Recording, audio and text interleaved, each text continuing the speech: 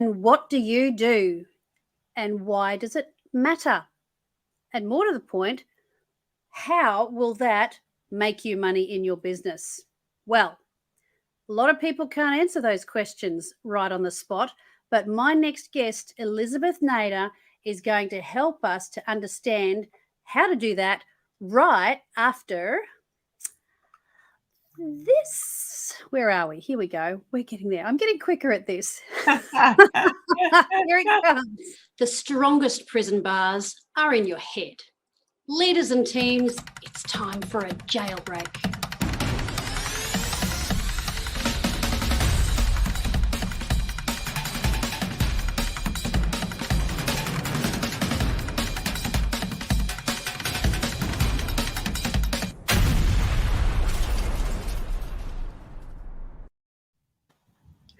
And here we are.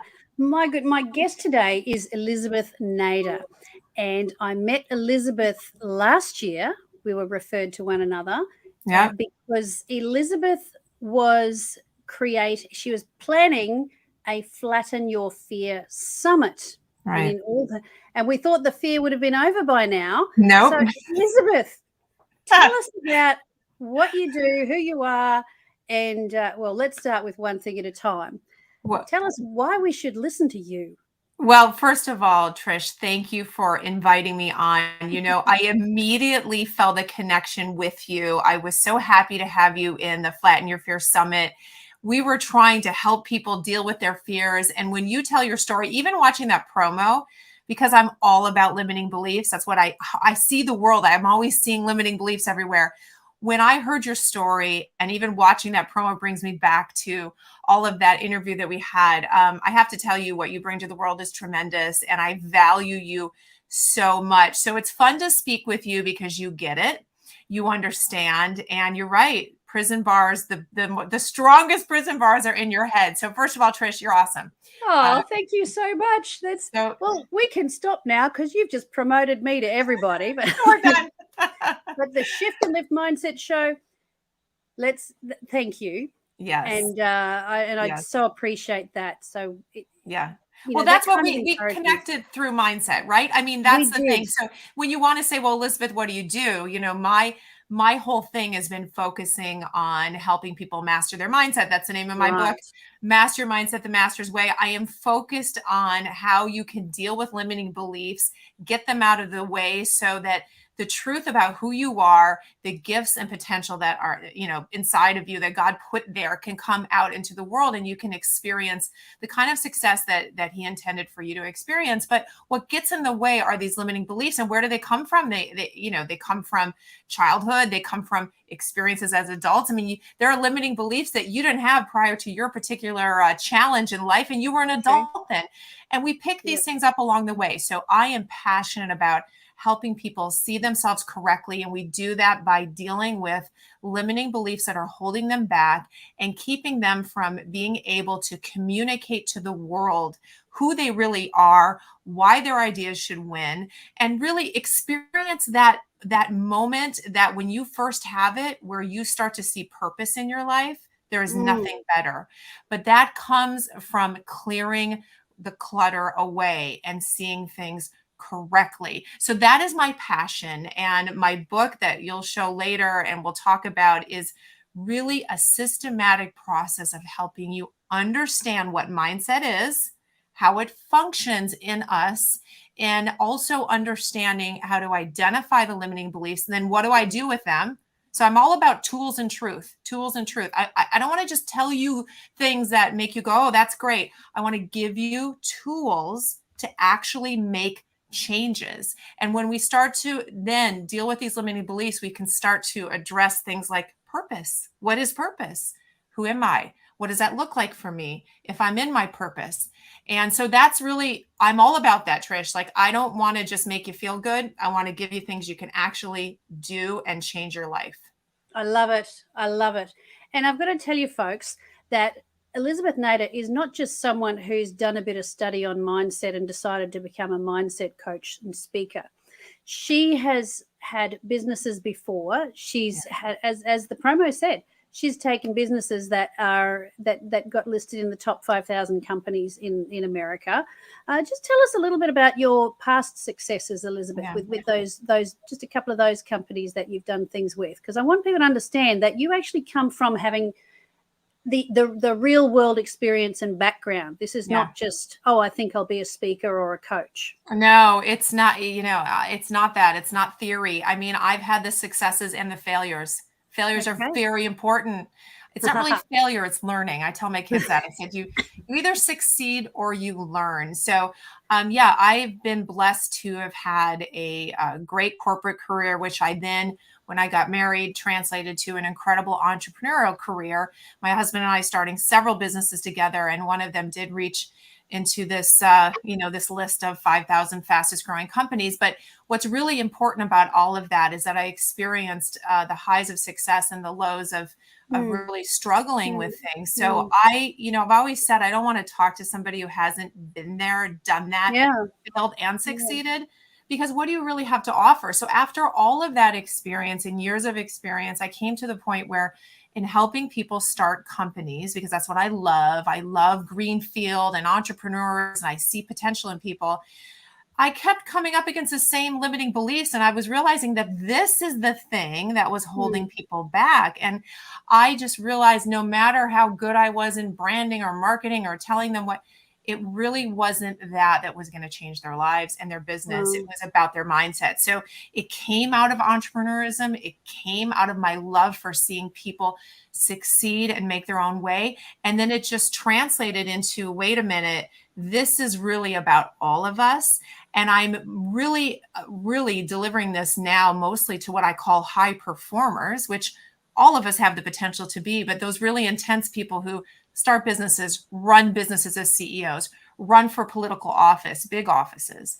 And so that's been where I have been delivering my purpose and my skill set. But it started with my own set of successes and failures, because now I can step back and say, wow, look at this. When I went through this, Trish, when you went through some of the most difficult, darkest moments, you had a choice. You had a choice whether or not that fear and the lies that you were being told would stop you. It wasn't the thing. It wasn't the thing that came against you. It was the way you dealt with it up here that would have stopped you. That's great. So, I love this. And isn't that true? It is very true. It's great. And as Tiffany said, and she's reminded me of what you said before, tools and truth. Yeah. And that's what you're bringing. And me too, Tiffany. I love the idea of as well. So Tiffany's joining us on LinkedIn. Right. So thank you for coming. And by the way, if you are watching, or if you're watching this later on, please give us a like, and you can comment and it'll come up later on. But like it, and by the way, subscribe to if you're watching on YouTube, subscribe to the YouTube channel, and look up Elizabeth on the internet. We will be visiting her website as well. But I love what you're getting at with that. It is that mindset, and it is the tools and truth. Now I want to catch something here, because with our show, we're not just about people telling the audience, oh, this is how you do this. You and you're going the same direction as me, Tiffany, saying too many things are fluff, and you like actionable. It's got to be actionable. Yes. But so often, isn't it true that people somehow they're not taking that action because of that mindset? Now, I want to know, because you had all this success prior. Yeah.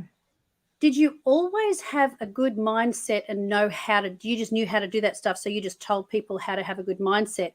Or did you have to overcome your own mindsets there? And you did? I did.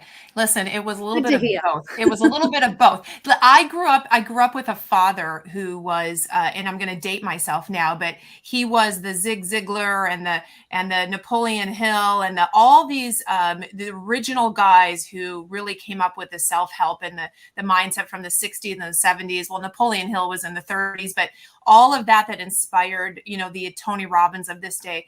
My father was a student of all those. He was an entrepreneur. He was, came from nothing, built a big success. So I grew up watching that.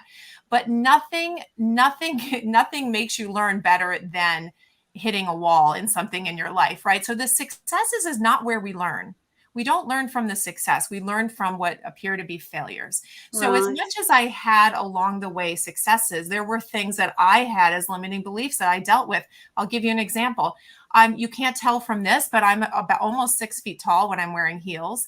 And when I walk into a room in corporate America, back in the days when I had corporate jobs, I would immediately get judged, and I would feel that sense that I was too much. I'm outspoken, I'm intense, I have a lot of ideas. I'm physically, because of my height and the color of my hair and all these things. So what I would do, I found myself for years, I would dumb myself down to make others feel comfortable. So along the way, even though I was experiencing great success in my corporate career, I was often packaging myself to make myself easier on those around me. So when you say, did you have things? Of course I did. And I drug that into my 40s. It wasn't until I was 40 years old that finally my husband said to me, why do you do that? I see you do that in situations. And I realized, you know what? It was a limiting belief that I had to do that to make others feel comfortable. But I realized that, wait a minute, as long as I'm operating out of my morals, out of what I believe I should be doing, and I check myself, then it's their problem. Yeah, I'm not going to package myself anymore. I want to pause there for a minute. Very often, it seems to be like you had a father who built those things into you. So I see the importance of legacy. Yes. I've got 3 daughters who are young adults, and I did my best to pour into them to the level that I could as they grew up, and now they're topping that up themselves and dealing with their own walls that they hit. Yeah. So it's really important that as we learn, that we transmit that to the next generation and not just assume that they get it by osmosis. That's right. But also, everyone is unique. So you had a father who did that, but your limitation was particularly a woman's limitation because of the stereotype, and in that day and age, where you don't want to come across as the pushy woman. But a 6-foot-tall man strides in and owns the room. Amen. And that's normal. So we have our own limiting beliefs. And so what I love is that you've had the experience and the successes, but you've also had to overcome that. And I would have been the other woman in the room who would have been intimidated and jealous. Right. Because I was not tall and beautiful. Right. I was homely and shy and awkward. Not anymore, obviously. Yeah. But and that can cause other issues with relationships and growth, and we do need to encourage and support one another. So what's the mindset as well. I love that you said that, because what you're really illustrating there is something I talk to CEOs about with their teams, is that you look at a boardroom, look at a meeting, and these people sitting around the table all have limiting beliefs. Because, by the way, Trish, we always have them. We just reach new levels and we deal with them. Like, I'm constantly, I'll meet with some of my team members that help me, and I'll say to myself, what I just said to you is a limiting belief, but you know what? I don't have the energy to deal with it right now. So I see it, but I'm not going to deal with it right now. So the thing is that I'm always encouraging people, we've got to deal with these limiting beliefs. And then there's another one. We're sort of an onion that we always peel away while we're on earth, right? But you just caught it. Hold on. You just caught it and you named it. Yeah. Yeah. I love that. And Tiffany, thank you. We are amazing ladies, and so too are you. I just noticing, you said you would be in a meeting and you go, you know what I just said? Yeah. Actually, that was okay. Can't do it. Nice. I'm just going to park it. And what you've done is you've tagged it and pegged it and pinned it down. You've not magnified it. You've actually isolated it. Yeah. So that you can revisit and come back and go, right, let's deal with this. When am I ready to deal with that? Yeah. And so I can hear it. And it's funny because I have a special sort of, like, that's one of my superpowers, is hearing limiting beliefs. I'm not sure if that's a superpower, but I'll tell you what, Trish, here's the thing I always tell people: your greatest strength can be your greatest weakness without wisdom. So I want to now step into motherhood. I have 4 teenagers. Okay. When I hear limiting beliefs come out of their mouth, don't you think I'm on it? These poor kids have to hear mindset all the time. So I'll identify, I said, that's a limiting belief I just heard you say. But there are times, Trish, as a mom, when that child doesn't want to hear that. They just want to be, they want to be where they are in the moment. They want to be frustrated. They want you to hear them. And so I have noticed, and I've had to say to them, I'm sorry, mom was operating in her strength, but right now you just needed me to be mom. So our strength, the thing that God gives us that makes us so unique, we have to add wisdom to it. We have to add wisdom, because otherwise it becomes our greatest weakness when we don't know how to apply it, when to apply it. And we just think we're like a bull in a china shop. Well, people don't always want that from you. So know when to apply it. And even with yourself, there are times I hear myself say something like, well, that's limiting belief, but I'm not there right now. I'm not ready to do the work on that. So let me shelf that for now. I've at least identified it because I know it is, but I'm not there yet, because it takes a certain amount of work on ourselves to deal with certain limiting beliefs. And, you know, you look at successful people, however you want to define success, and those that continue to explore self-betterment, they will deal with levels of belief, and you will see their success follow their desire and ability to break through those levels. Yeah. And what I heard in what you've just said is compassion. Yeah. That there's a time, you know, and especially in the season that we're in and emerging from, you know, there's things that have gone on that you can't just say, you know, if someone says, I'm scared and I'm hurting and I've got family members sick and dying. Yeah. You can, that's not a limiting belief. No. That's, you know, you can't, oh, you know, that's a limiting belief. You just need to think positive. That's legalism, and it's cruel, and it's hard-heartedness. So in the whole human experience, there, you have to give yourself room to pull back and self-care. Yeah. And reflect. And there is a time for grief. Grief is a natural thing 100%. where, and there need to be safe spaces to actually, in some instances, expel what's coming out. Yeah. You know, like when you're angry, you're upset, and you're crying. It's an energy that has to come out. Yep. It is. Now, when I was going through my stuff, I would take a drive in my car and park in a deserted car park at nighttime and cry and scream and pray. And then pull myself together, because I did need to do that, but I didn't do it in front of my children. Right. So there's wisdom there as well. But I just needed to have a good cry, because there's therapy in that. Yeah. But as you say, then you've got time to reflect. Yeah. And pull back. Yeah. Yeah. And then you get the clarity, which is what you help people get too. Well, there's a lot of nuggets in what you just said. So first of all, we've got to meet people where they are. And it's very easy to become legalistic and say, well, this, and you should do that. And that doesn't help people, because here's the thing about mindset. Let me give you the definition of it, and then you'll understand that when we try to help ourselves or others, we have to go deep. So mindset is three things. It's a set of deeply held beliefs, and you can't see my hands, but I usually go down to my gut, because it's kind of where your subconscious, your spirit. It's a set of deeply held beliefs and a way of thinking that influences your actions. So it involves spirit, soul, and body, which was a thing that God gave me that I was like, oh my gosh, triune being and all that. So if it's all of that, that means it's as deep as our subconscious. And we know that that's true, that we have deeply held beliefs that we don't even know are actually in existence. And that's where our power center is. And this is our will. And when they're in alignment, we have willpower. When they're not in alignment, we have the power is the subconscious. And so we will try to do things that never work, because we actually have a limiting belief that's in operation. So when we understand, and I'm glossing over like hours of teaching with that, but when we understand what mindset really is, then we have the compassion and understanding that for someone to truly change it is not positive thinking. You know, you said positive thinking, and I love that you brought that up, because you don't just think positive. I do not believe in positive thinking. And now you say, wait a minute, what do you mean? Well, I don't believe in that in itself, because that in itself has no power.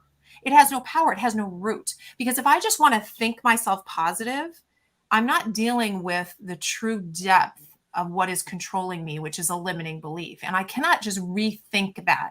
I have to actually find the root of it. We have to find roots, right? We have to deal with the root. The best medicine in the world is that which finds the cause, doesn't deal with the symptoms. So we know that that's true.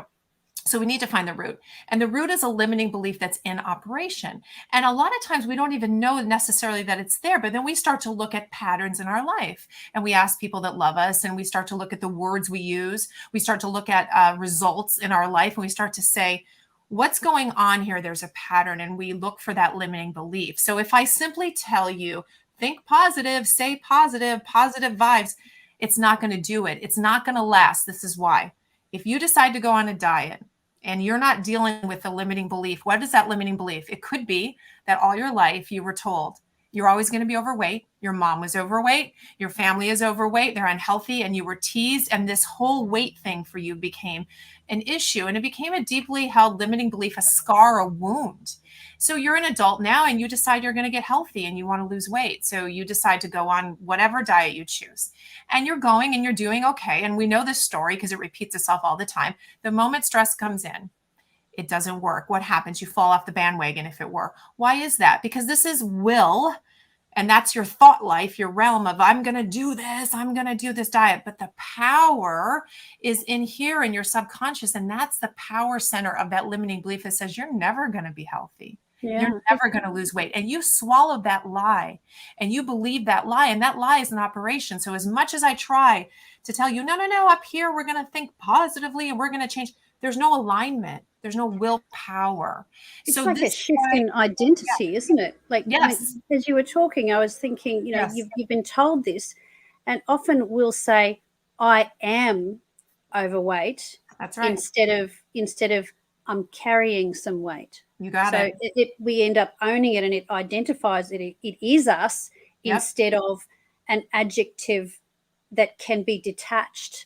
Correct. To us. And so if we can shift how we think about ourselves, powerful, that helps shift that belief system. Now, in the time that we have left, and we've got about 8 minutes, what I want to do is you have got so much to help people with, and you don't just work with CEOs and high-level people.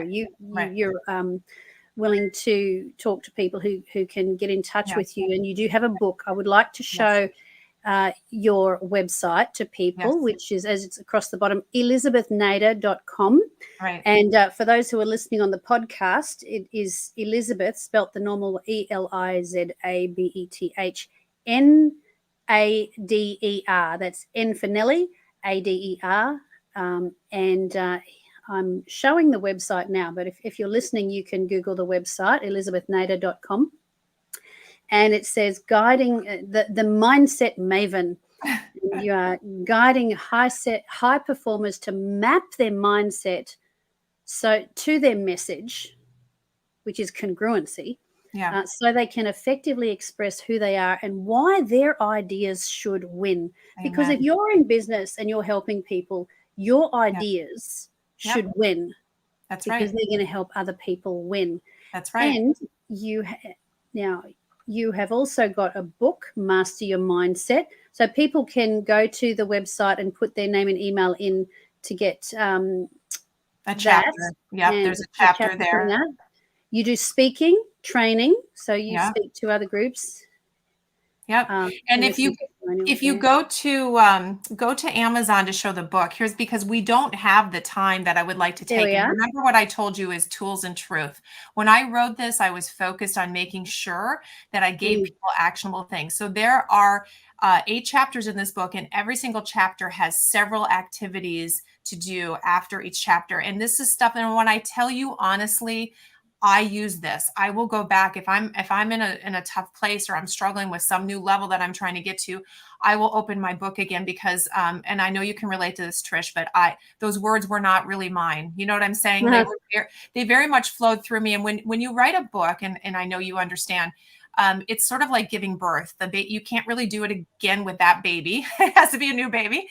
And once it's out there, it's sort of a life of its own. So the reason why, we can't in this short format get into all the tools I have, but I urge people to get into this book and do the work, because it will systematically take you through understanding what the one thing we can control is, which is our mindset, understanding what mindset is, and understanding the tools of finding the limiting beliefs, healing them, replacing them. I get into money mindset. I get into the blessing of failure. Yes, I said that. Okay. And I do this all. I'm a doctorate student in theology, so I'm about 15 courses away from finishing.